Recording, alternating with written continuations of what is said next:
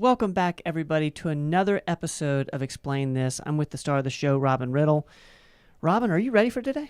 I don't know yet. We're going to see. Guys, this is going to be a very strong attempt. We're going to explain something that I think we've talked a lot about in passing. I know you talk a lot about it in office during your visits. That's MTHFR. Yes. Why don't you go ahead and pronounce that for me? Okay, so MTHFR stands for methylene tetrahydrofolate reductase. Okay.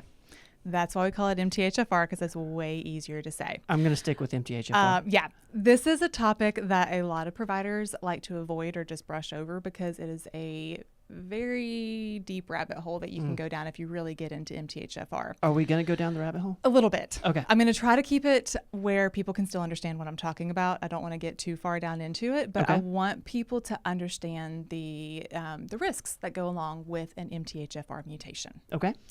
So let's dive in. I'm ready. Okay. So like I said, MTHFR, methylene tetrahydrofolate reductase. We are talking about an enzyme whenever we talk about MTHFR. This is a critical enzyme in the body that's responsible for many metabolic processes, DNA repair, methylation, hormone metabolism, detoxification of the body. The MTHFR enzyme is required to convert folate or folic acid into, which is B9, into the active form, which is L-methylfolate. Okay. You'll also see it written as 5-MTHF. Your body cannot use it until it's active. Okay. And is that with everything? Everything needs to be active, or is this just like an MTHFR type thing? The MTHFR, the enzyme for MTHFR, is very specific to vitamin B9. Okay. Folate or folic acid. Okay. And we're trying to activate it. We're trying to make it into the active form so that the body can actually use it. Okay. Then we have the MTHFR gene. The gene is responsible for providing the instructions for making the enzyme. That makes sense? Yep. So the gene triggers the production of the enzyme. Mutations on the MTHFR gene can cause disruptions in the process of producing the enzyme, which then can have negative health effects that we're going to get into. Okay. Have I got you so far? It's all about being able to produce this enzyme. Correct. Okay. So the gene triggers the production of the enzyme. Okay. If you have an abnormality on the gene, it changes the way that your enzyme can work or how much of it you can have. Okay. Okay. I'm following. Are you guys following? Okay. Let's do it. Okay. So first thing I want to dive into is what the mutations, the most common mutations can be. Okay. This is where I might lose you, so I'm going to try to keep it simple. The two most commonly researched MTHFR genes are the C677C and the A1298A. Okay. That's when they're normal. That's what they're called. There's a lot of different types of mutations that can occur, but those are the two most commonly researched ones. Okay. Okay. Those two. So those are the two that when people talk about MTHFR, those are typically the two that they're talking about. Okay. There's a lot of different mutations that can happen within these. So when it comes to genetics, first of all, let's back up a little bit. You get one copy of a gene from mom, one copy of a gene from dad. If your parents both have a mutation on both of their genes, their child is going to have some sort of mutation. If both of the parents have at least one normal gene, the child could also have completely normal activation on this. Okay. So it's all about what came from your parents. When we're looking at it, we're looking to see what two copies did you get. So people can be completely normal, again, which is the C677C, the A1298A. Or you can have what's called a heterozygous mutation, meaning one of the alleles is mutated. You can have a homozygous mutation, meaning you have two mutated of the same one. Or you can have compound heterozygous, meaning you have both types, the A and the C, and both of them have mutated. And I'm assuming there's severity levels to all There are those. severity levels within all of those. Okay. So a heterozygous C677 becomes C677T whenever it's mutated. So heterozygous C677T or heterozygous A1298C, not considered to be super problematic. You can have homozygous, which again is 2 mutations of the same one. That's considered more severe. And then you can have the heterozygous compound, which is where you have 1 mutation on both. That's also considered to be more severe. And this is in the case of you have the MTHFR gene. Yes. So you have the gene, because a lot of times, some people don't have the gene at all. You have the gene. Some people don't have the mutation on the gene. So that's the thing. Yeah. So we all have MTHFR. We all have the gene because we all make the enzyme, but the mutation on the gene is where things become problematic. Interesting. Does that make sense? So you're talking about the different types of mutations. Yes. So Got it. C677T is a mutated version of it. Okay. It should be C677C. And that's what you want. That's what you want. Okay. You want the letters to match on the front and the back. Interesting. Whenever they don't, that's a mutation. Okay. That may have gotten too deep. I'm sorry. But that's what you're going to see on your labs. That's how it comes across. Okay. Some of them will say heterozygous for blah, blah, blah, homozygous for, or like our Cleveland panel will tell you exactly which ones. And anyways, we'll get to that. So statistically, 60 to 70% of the population have at least 1 mutation on their MTHFR gene. Oh, wow. So it's very, very common. Yeah. I've seen a couple people come across with their Clevelands that have no mutations, which is awesome. Great. No big changes for them. But 60 to 70% of the population will have this. About 40% of the people that have it, it's going to be a heterozygous.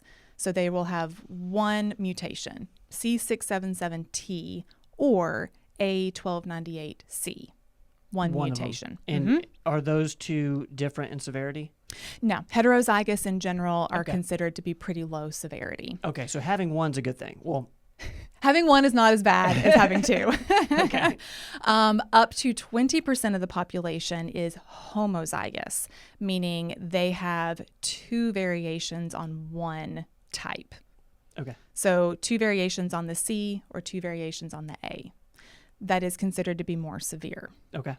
Then only 2% of the population is compound heterozygous, meaning they have a mutation on both A and C.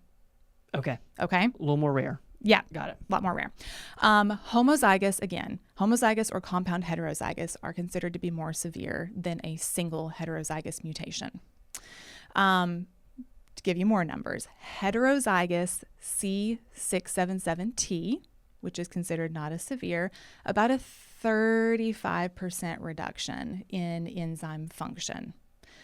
Homozygous on the C677T, which now is called T677T because both ends are mutated, reduces enzyme function by 70%. Oh, wow. Yeah, so Okay. huge jump. Heterozygous A1298C, only mild effects on enzyme function. Homozygous A, now C, 1298C, reduces enzyme function by about 40%. Okay. So you can see the levels of severity there. It is a lot more severe to have a homozygous mutation. So why does this matter? Well, and that's what I was thinking, because if I can dumb it down to me, Okay. I'm thinking it's all about this particular enzyme function. Yep.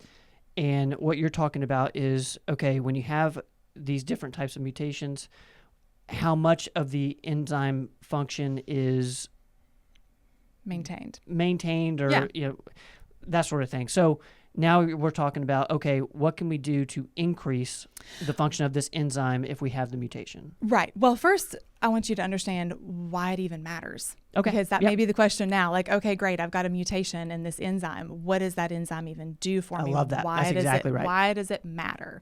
So why it matters is the MTHFR is critical for breaking down a substance in the body called homocysteine.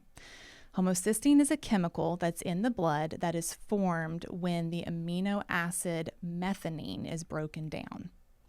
We get methionine from dietary sources. It's what we're eating, meat, fish, dairy, things like that. So we consume methionine, which is an amino acid. The body breaks it down into homocysteine. When everything's working well, the body is supposed to put MTHFR to that homocysteine, and we're supposed to take that homocysteine and turn it back into methionine. Okay. Methionine is really important. It helps us with detoxification, breakdown of hormones, producing antioxidants. So again, during the breakdown process, homocysteine is supposed to be recycled, turned back into methionine again. This requires proper amounts of B12, B6, and B9 or folate. Okay. Okay. And I might be jumping ahead here, but because you hear a lot about homocysteine levels, if you have high homocysteine levels, does that mean you're not turning it back into methionine? Yes, it's building back up. Okay. So it's a double whammy there because we've got high homocysteine, which we'll get into in a second as to what complications that causes. Okay. But then we also aren't getting enough methionine, and methionine is really important in the body. Okay. So we're consuming it, but we're not getting that recycling effect of it that we need. So methionine converts into a substance called SAMe, which SAMe is important for inflammation, supports the immune system, aids in neurotransmitter production. So without adequate methionine going into SAMe, we can end up with a lot more inflammation, anxiety, depression, things like that. Yeah. So it kind of boils down to SAMe. As a trickle down. Okay. Yeah. Okay. Part of it does. Yeah. I know it's really complicated. I'm sorry.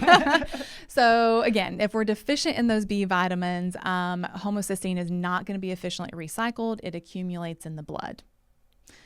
So then what's the problem with that? Elevated homocysteine levels. There are tons of medical complications that can come from high homocysteine levels.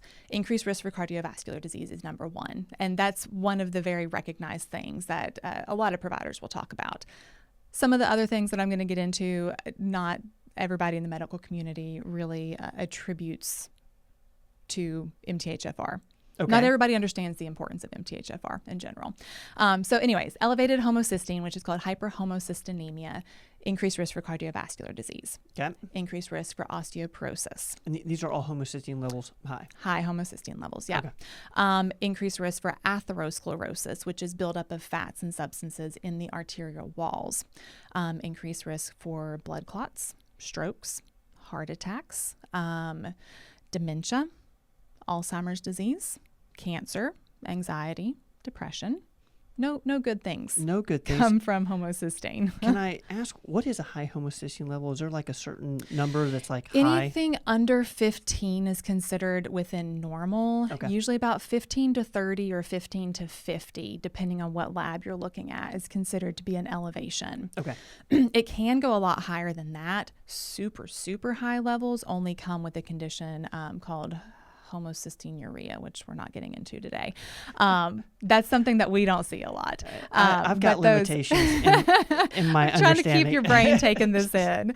Okay, so again, biggest thing, cardiovascular risk factors, but we're risking the brain. We're risking a lot of things with running these high homocysteine levels. Okay. So elevated homocysteine itself doesn't cause symptoms that you're going to notice. We can get symptoms with the B deficiency that's going along with that, though. So it's more of like a big risk factor. Right. Because you don't really feel cardiovascular disease coming on. Right. Okay. I'm with but you. You can feel symptoms with low B vitamins. So dizziness, fatigue, muscle weakness, tingling like neuropathies in the hands and feet, things like that can be symptoms of a B vitamin deficiency. So those are things that sometimes will bring people in. And if you dive deep enough and in the right direction, you'll come across this. And I'm trying to dumb it down for me. That means you're just not absorbing your B vitamins, whether you're getting them from your like meat, food, or even if you're getting it from B12 or something like that. Yeah. Okay. Yeah. And so again, the big thing that we see with the hyperhomocystinemia is going to be the disease processes that go along with it. Okay. And if you're not going to the right provider, they're never going to establish the link between the two. God. Yeah. It has huge consequences. Huge consequences. Yeah, goodness. So then to add another aspect into it, MTHFR can complicate pregnancies as well. I always like to throw a little bit in there about how things can affect women in pregnancy. This is a really, really important one. In my history as a labor and delivery nurse, I can tell you there was only a handful of times that I ever saw patients come across with their charts saying that they had MTHFR. We know 60 to 70% of the population actually has that MTHFR mutation. But in 10 years of delivering babies, I saw maybe 5 that had that noted on their chart. Really? Yes. And when we would see it, we're like, I don't even know how to pronounce that. What is that? We're just going to ignore that. So it's something that's not looked at as often as I feel it should be because of the implications it can have in pregnancy. So women with an MTHFR gene mutation are at higher risk for miscarriages, preeclampsia, and having a baby with neural tube defects like spina bifida and things like that. And this is something that they always tell you when you're trying to get pregnant or you've gotten pregnant, hey, you need to be on folic acid. Well, as we've discussed, if you have a mutation in your MTHFR gene, you're not going to produce enough of the enzyme to convert that folic acid appropriately. You're not going to get the benefits out of it. So taking folic acid could be like taking nothing. Your risks are going to be high. And again, it depends on where you fall on the spectrum, how many mutations you have. But there is a high risk there. That's super interesting. There's only been a couple of studies on MTHFR specifically in pregnancy because they don't research anything in pregnancy. Right. But one study did find a 2 to 3 times higher risk of miscarriage with a homozygous mutation.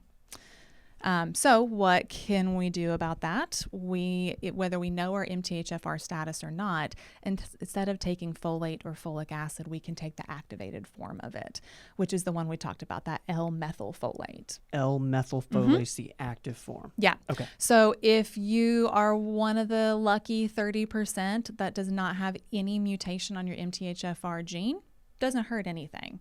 But if you're with the rest of us that has a mutation, taking that L-methylfolate increases the likelihood that your body is using everything appropriately, decreases the likelihood of risks and complications in pregnancy. Got it. Okay. Yeah. L-methylfolate. Yeah. L-methylfolate. Yeah. Okay. I'm with you. Okay. So. Are we getting deeper? No, we're done. What's the takeaway here? That's enough for one day. Okay. What's the takeaway here? First of all, know your levels. Know what your risks are. Okay. Our Cleveland Heart Panel is the absolute best way to know your risks because it's going to look at like everything. So we're going to get the genetic side of thing. It's going to give us our homocysteine levels, our folate levels, our B12 levels. We're going to get all of that within one lab panel. So Cleveland is the best way. Okay. Otherwise, we want to get blood work specifically for the MTHFR genes, folate, B12, and homocysteine. Say that one more time. I missed that. So if we're not going to do a Cleveland okay. and we're doing just individual lab draws, we want to draw the MTHFR, folate, B12, and homocysteine. That's what's going to give us a picture of what's going on with this. Okay. Okay. We can support through diet. So we want to increase our intake of folate-rich foods, natural folate. We do not want to intake things that are enriched with folic acid. Okay. Which are? Cereals, pastas, there's baby formulas that are enriched. Like anything that says enriched with B vitamins, it's going to have folic acid in it, not a form that your body can use very well. Interesting. When you have an MTHFR mutation. Yeah. And it says enriched? Enriched. Mm-hmm. Enriched. Yeah. Yeah. So we want a diet that is rich in dark leafy greens, legumes, broccoli, asparagus, avocado, eating more of an anti-inflammatory diet. A lot of people with an MTHFR mutation will do better going gluten-free, low in grains, things like that. And organic as much as possible. I always say that. Again, avoiding foods that are fortified with folic acid. We can lower our homocysteine levels by taking the active form of folate, which again is that L-methylfolate. Okay. Taking B6, the active form of that is P5P. We've talked about that one before in pregnancy because it actually helps reduce nausea in pregnancy too. So that's a great one. The activated form of B12. There's 2 forms of B12. There is cyanocobalamin and methylcobalamin. If we don't know someone's MTHFR status, I always say methylcobalamin. On the rare chance that you're one of the 30% that doesn't have a mutation, you can handle cyanocobalamin. Anybody else, we need the methylcobalamin. Yeah. And you need to look at all sources that you're getting for this. They stick B vitamins in everything. If something says energy on it, they've put B vitamins in it and probably put cyano in it. So lots of energy drinks, lots of vitamins, everything. saying cyno is the less expensive one, that's what they're going to stick in things. So depending on what mutation, what variation we have, it determines how serious we need to be about taking all of the artificial ones out of the diet. Can you have high homocysteine levels and not have the MTHFR? I've not seen it. Okay. Because the reason the homocysteine builds up is because the MTHFR enzyme is not there breaking it down appropriately. Interesting. Yeah. That's super fascinating. So you would want to watch. So if you see a positive MTHFR, either severity, you're going to look at the homocysteine levels as well. Yeah, absolutely. Because that's one of those modifiable things. Like we can't modify our genes, but we can modify the other things that we're doing that increase our risk for elevating that homocysteine. All right, so Robin, boil this entire episode down to a 30-second outro. Know your risks, know your genetics, take your supplements. I like it. Yeah. That's a great way to end it. Yeah. Guys, rewatch this video. I'm going to have to rewatch this video. I hope this helped y'all. We've talked a lot about MTHFR. Robin went deep explaining it, so send this to your friends. If you've ever heard MTHFR, or you have the gene or don't know if you have the gene, make sure you check that out. And the Cleveland Heart Panel will, in the description below, we'll do an Explain This, or we'll put a link to the Explain This episode on the Cleveland Heart Panel. Robin? Hey, you explained MTHFR. Guys, thank you. As always, we'll see y'all next time. Don't go away.